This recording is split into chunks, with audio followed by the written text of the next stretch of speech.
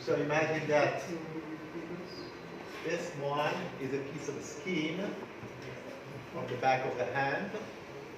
Okay? Some neurons innervate this part, okay, this area. So cell bodies are in the artery, right? The axon goes to the skin and innervates some areas in the skin.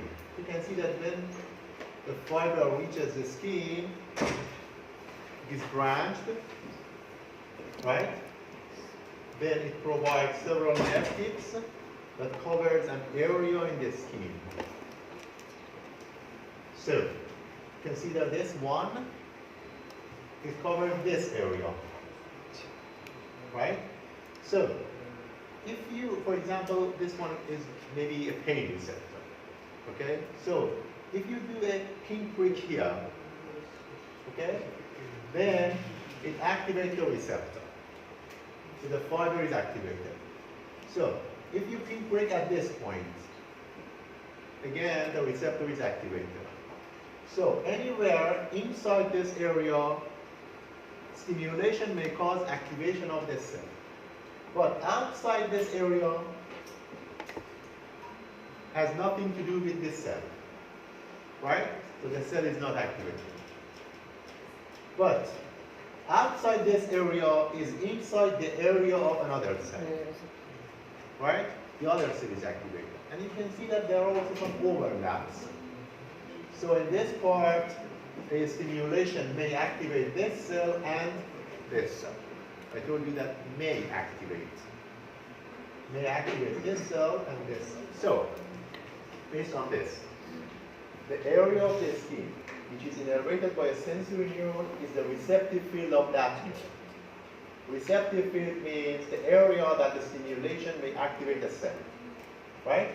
So the receptive field of a sensory neuron is the spatial domain in the sense organ near the skin, where stimulation excites or inhibits the neuron. So we call this receptive field. Okay. And you can see that by dividing the branches several times, we will have more branches in the center and less at the peripheral part, right? So we can say that the center of a receptive field is more sensitive to stimulation, and the peripheral area is less sensitive, right? The other thing is that when you have two receptive fields, imagine that this one is a receptive field for this neuron, and you have another receptive field for another neuron, right? So we have more branches here and fewer branches here, right? Stimulation at the center may cause activation of this cell, but the stimulation in the peripheral areas may not activate the cell. But we have also the same pattern here. More branches at the center and fewer branches in the peripheral area, right? So, if you have a strong stimulation at this point, strong stimulation, then you can imagine, I don't know, temporal summation. No, not temporal summation. We can imagine that we will have more receptor potential or higher amplitude receptor potential that may increase the probability of action potential. It means excitation, right? So with the strongest stimulation in the peripheral area, we may have activity. So we, for moderate or strong stimulation at the center of a receptive field, will excite the neuron. But weak stimulation in the peripheral area may not activate the cell. We need stronger stimulation, right? The other thing is that you may have overlap of the receptive field. Some area which is shared by this cell and this cell, right? Strong stimulation at this point may activate this one and this one, right? But weak stimulation here cannot activate any of them, right? So based on this, you can say that the receptive field is an area of the sense organ or the skin which is covered by a receptor, and the stimulation in this area may activate or may inhibit the cell. Sometimes the receptor responds with a hyperpolarization to the stimulation. I told you that, for example, in the retina, rods and cones respond with hyperpolarization to the light, right? So there we have also receptive field. So receptive field is this. Now, with a strong stimulation at any point in the skin, we may have activation of several fibers. So imagine that you have a stimulation at this point, and this point is in the center of a receptive field. And also, it's in the peripheral area of several receptive fields because of the overlap, right? Because it's strong, it can activate both the central region and the peripheral region. So a lot of fibers are activated, right?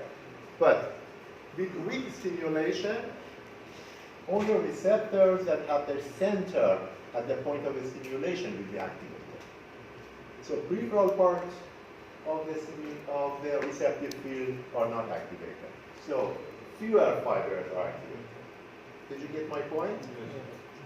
Exactly. So weak stimulation activates fewer fibers. Strong stimulation activates more fibers. Moderate stimulation activates moderate number of fibers, right? So these fibers go to the spinal cord, then to the brain. And the brain receives the information, right? The brain sees that a lot of fibers are active. So this means stimulation was very strong. In other times, the brain sees only a few fibers are active from a special point of the body. It interprets the situation like a small touch or a weak touch is happening in that point. Okay? So, spatial summation also happens in the fibers. Here. So we have spatial summation in synapses when EPSCs combine together, right? We have also spatial summation in the sensory nerve when several fibers are activated together, right? So by spatial summation, the skin or the receptors in the skin can signal the intensity of the stimulation to the brain. Another means for signaling the intensity of the stimulation is temporal summation. I told you that with the strong stimulation, we will have a higher voltage receptor potential, which causes higher frequency of action potentials. And with weak stimulation, we will have smaller receptor potential and fewer frequency number of action potential, or fewer or less frequency of action potential. So a fiber may generate several action potentials. Sometimes action potential have high frequency, so the number of action potential is very large. Okay, I mean several action potentials are present. Other times there are only a few action potentials. So when we have high frequency, it means that at this point of time we had a strong stimulation. But other times we have weak stimulation. So weak stimulation can be signaled by a single fiber by way of the frequency of action potential. We call this temporal summation. Or it can be signaled by a population of the fibers, right? Which is called spatial summation. So I hope that you get this. The population of the fibers across Spatial summation. and with the temporal. Temporal is this, frequency of action potentials. That happens in one fiber. So one fiber can be activated at a higher frequency or at a lower frequency. Higher frequency happens when you have strong stimulation, right? I told you that when you press the pacinian corpuscle strongly, you will have larger receptor potential, and this is the threshold, so you will have higher frequency of action potential, right? When you press the pacinian corpuscle weakly, you will have lower or briefer receptor potential, and you may have 1 or 2 action potential, right? So the frequency of action potential determines, actually, or signify the intensity of the stimulation. So this is called temporal summation, okay? So temporal summation is present in the synapse when EPS is combined together, or in the sensory fibers, and a lot of fibers are activated together, or only one fiber is stimulated by high frequency or low frequency action potential. Any question? Good. Let's go on. So far we have seen what's happening here in the receptor organ. Now let's focus here, in the spinal cord. Okay? So, several times in this course so far, I talked about neural circuits. Right? And I told you that neural networks determine everything in the brain, in the CNS. So we have many of these neural circuits. So any population of the neurons in the CNS can be considered as a neural network. Okay? So they are not like cells in a liver. I told you before for you. Okay? So imagine that this is a piece of skin of, for example, liver. Okay? There are cells in the liver. All of them are the same. Maybe 2 or 3 types of cells are present here. Okay? And all of these cells do the same function. Right? So they work together, but all of them do the same thing. Right? But in the CNS, it's not like this. We have, for example, part of the tissue of the brain. We have several neurons, but each neuron has its own function. Or each type of neuron has its own function. It depends on the type of the wiring between the neurons. They make a network, and through the network they work. Okay? So any population of the neurons in the CNS can be considered as a neural network or a circuit. We call this neural pool.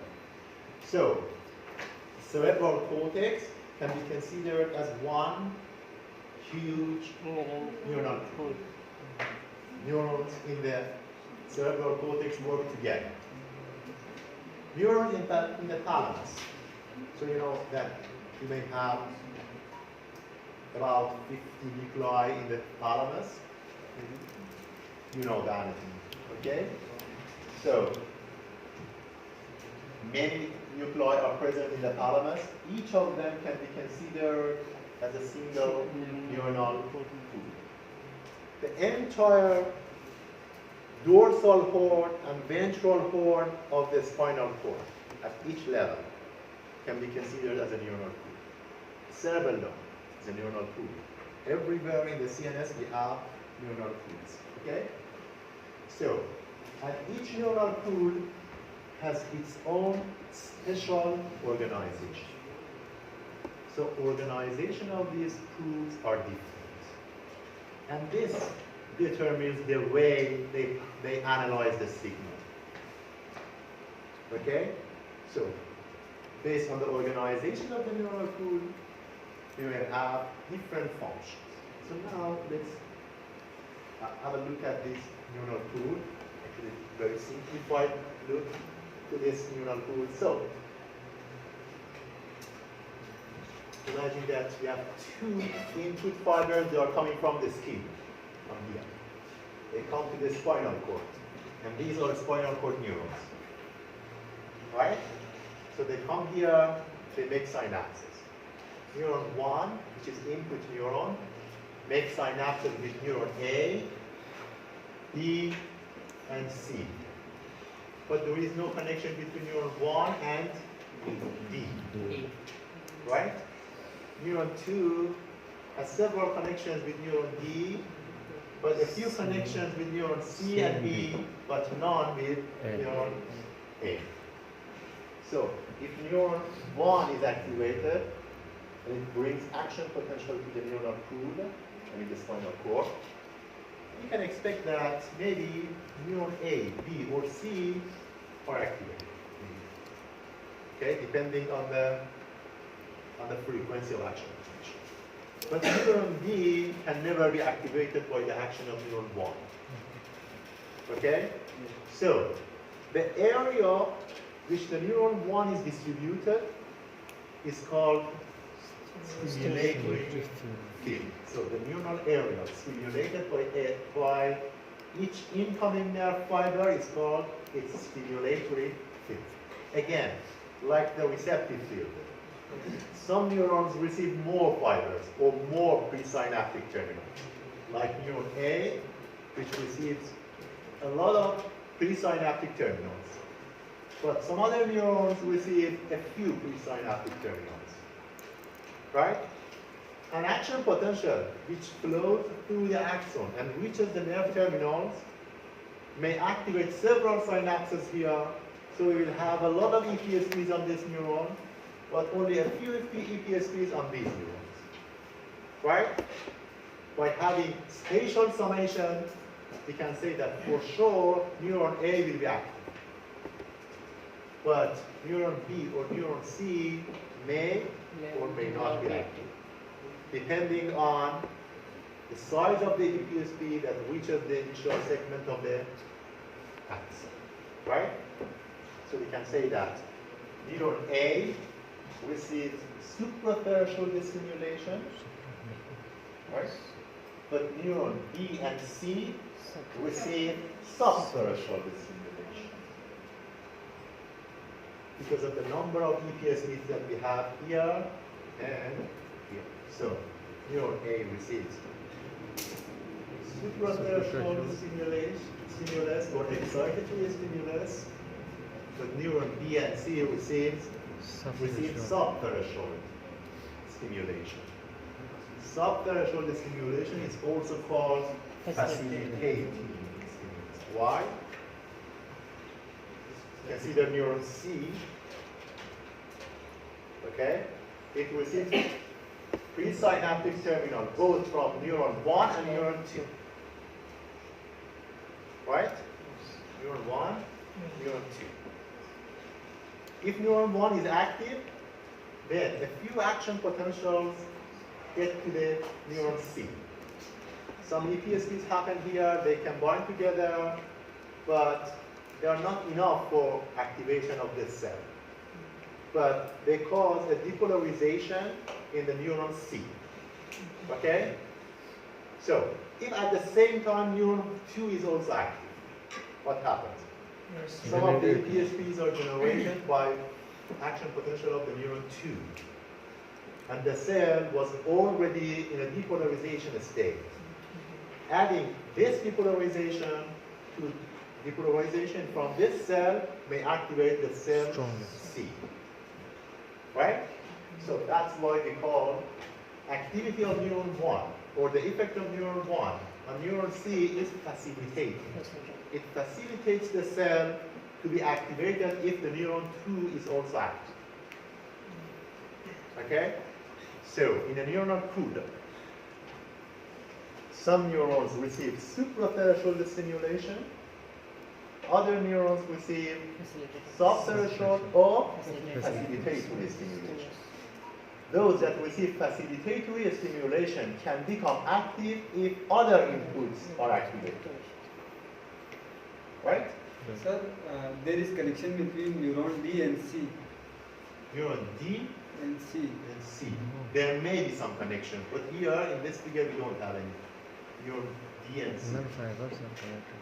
So, but there may be some dendritic connection between these two. If there is neuron A is first neuron is connected to A, B, and C. A, B, and C. Okay. Yes, sir. if it is not connected to D, Yeah. then A, B, C, and D are interconnected. They are connected to each other. Okay. The first neuron stimulate D, Yeah. will stimulate D. If we have a neural network like this that you Yes. described, then activity in neuron 1 may activate also neuron D, because these are connected with this one. Yeah, sometimes it happens. So remember the word stimulatory field. Suprathreshold stimulation, subthreshold stimulation, and also facilitation, right? So for input and output, we have a relation like this. A nerve comes to the neural pool, branches several times, right? And sends some suprathreshold stimulation to some neurons and subthreshold stimulation to other neurons. Subthreshold stimulation happens on neurons that are located in the peripheral area of the stimulatory field, right? Or we can say that any input neuron has a distribution field, like the stimulatory field, okay? In the distribution field, the central area is called discharge zone.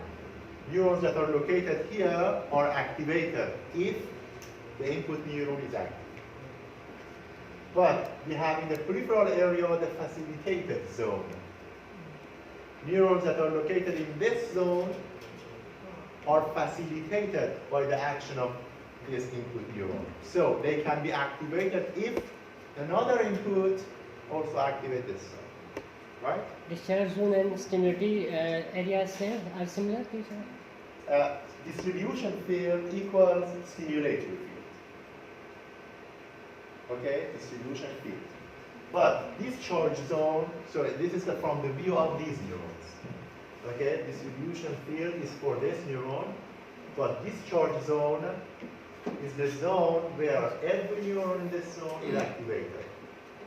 Okay, so we have discharge zone and facilitated zone. So neurons in the discharge zone receive suprathreshold stimulation. Neurons in the facilitatory zone receive subthreshold stimulation. So if the input neuron is inhibitory, what happens next? Do we have discharge zone and facilitatory zone? No. Because inhibitory neurons make IPSPs, so the potential goes away from the threshold, so the neurons are inhibited, not activated, right? And neurons located in the central area receive more inhibition, right?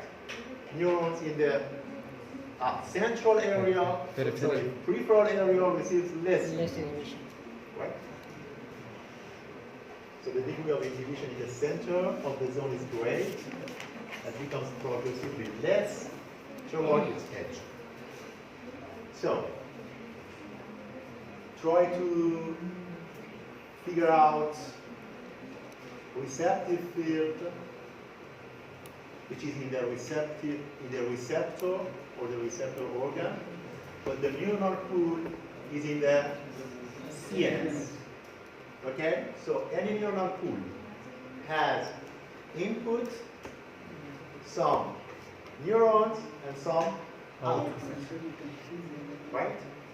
So this is the general scheme of the neuronal pools. So in some neuronal pools, we have this relation. The neuron is divided into two branches. Each activates other neurons. Then these neurons divide into two branches. They activate two other neurons, and so on. So only one neuron at the top activates several neurons at the bottom. Right? So we call this divergence. Divergence is dividing the signals into different ways. Okay? So another type of divergence is like this. Parallel fibers from one tract come down, right? They activate a population of the neurons.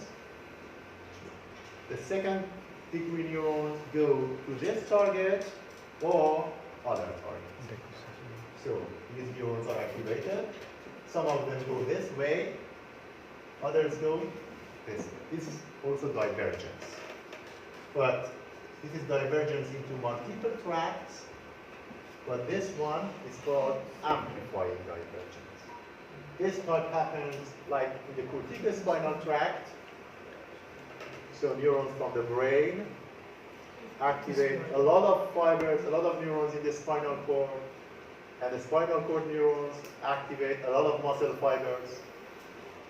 So we have divergence, but in an amplifying manner. But this type of divergence happens in, for example, dorsal columns of the spinal cord. I'm going to talk about this later. Okay? So some of the fibers in this tract go to the cerebellum, others go to the thalamus, and then to the cerebral cortex. So the same version of information goes either to cerebellum or to the thalamus and cerebellum. So this is divergence. We have also convergence. So this is another neural field. Okay?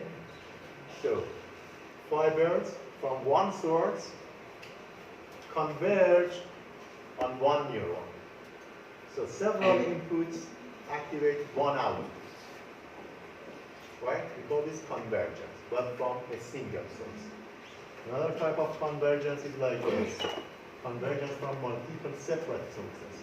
From source 1, 2, 3, fibers come to this neuron and they activate the neuron. So you can think about all of those information I told you from our other classes here. Okay, so you can consider summation here, right? You can consider classification. You can consider also, let's say, presynaptic facilitation, presynaptic inhibition.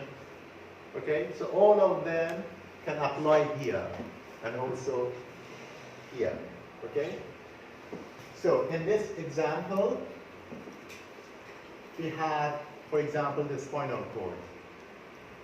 There are several descending pathways from the brain to the spinal cord, right? All of them converge on interneurons in the spinal cord gray matter. Okay? So interneurons receive signals from descending pathways, corticospinal tract, also propriospinal fibers, I will talk about that later, and peripheral nerve fibers. So all of these information converge on the interneuron. Then the interneuron send the information to the anterior motor neuron. Anterior motor neurons convey the information to the. So we have convergence from different sources. Okay.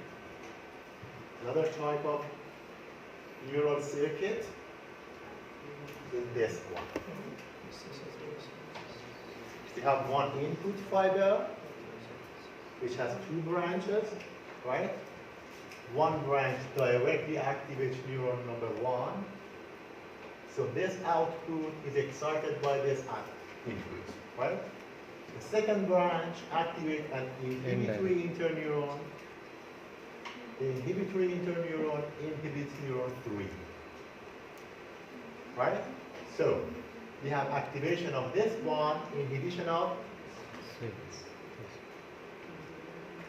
only one input fiber activates one, inhibits another one. Right? So we call this reciprocal inhibition circuit. Where do we have this? Antagonistic nerve. Yes. Yeah, for control of the muscles. Biceps and Yeah. For example, for flexor and extensor, right? So when I want to do this, flexors should contract, extensors should relax, right? So contraction and relaxation needs two different commands actually, right? Activation, inhibition. But this doesn't happen by the brain. I mean, brain doesn't send two different information or two different commands to these muscles. the brain only sends one signal to the spinal cord. This one. It's coming from the brain. It brings only one action potential, okay? But the action potential, which receives this, which reaches the spinal cord, goes into different pathways. One of them directly activates alpha motor neurons to flexor muscles. Another branch activates interneurons. Interneurons inhibit alpha motor neuron to extensors. So flexors contract, extensors are relaxed. Right? Reciprocal inhibition circuit. Another type of circuit is called reverberatory circuits or oscillatory circuits. Consider figure A. We have an input which makes synapse onto the output neuron, right? But the output sends some collaterals. Okay, the output is activated, action potential comes to this point, it can go this way and also this way. Some of the action potentials go back and reactivate the same neuron. So one action potential in the input can cause several action potentials in the output. Right? This way, only one signal can be continued in the output neuron. So the collateral reactivate the postsynaptic or presynaptic? The postsynaptic cell. Postsynaptic. Yeah. So, in another format of this circuit, you may have several neurons in between. So we have input and output here, and we have also interneurons, right? The collateral from the output go back and activate the population of the interneurons. Some interneurons also activate other interneurons. So, an action potential in the input activates the neural pool, and the neural pool provides repeated action potentials in the output because it circulates in the circuit, right? So each time it circulates, we will have an action potential here. Again, another course of action potential. Again, another course of action potential. It means we Because of these interneurons, we have a delay between the input and output. The more the interneurons here, the more the delay between the input and output. it means we don't need the signal, continuous signal from the input, right? Yeah, only one signal is enough. One signal. Sir. Yeah. So, in the circuit C, you can see that we have the same circuit, but these fibers or these synapses can be facilitated by a third neuron. If the facilitatory neuron is active, then all of these synapses will have more strength so they can pass the signals easily. So the whole function of the circuit is facilitated. Right? We will have more action potential. And there is also a fourth neuron here which is inhibitory. So this inhibitory interneuron may inhibit these synapses. This way, the whole function of the circuit is suppressed. Right? And in in figure D, we have parallel fibers that come into the circuit. We have parallel interneurons and parallel outputs. Right? So, sometimes only one of them may be active. So, one input is active, it causes one series of these reverberatory circuits and activate one of these fibers. Or, all of these can be active at the same time. So, all of these interneurons are activated and all of the outputs are also activated. So, this way we can increase the strength of the signals by spatial summation, right? So we can have a weak signal in this circuit or a very strong signal in this circuit. Did you get this? No, sir. So we have seen several types of neural pools. Sir, how strength is increased in this? here. So the input is controlled by the source of these fibers. For example, imagine that these fibers are coming from the brain. Okay, sometimes a few of these are active, so they come to the circuit and they reverberate here, they oscillate here, so they involve fewer number of fibers, right?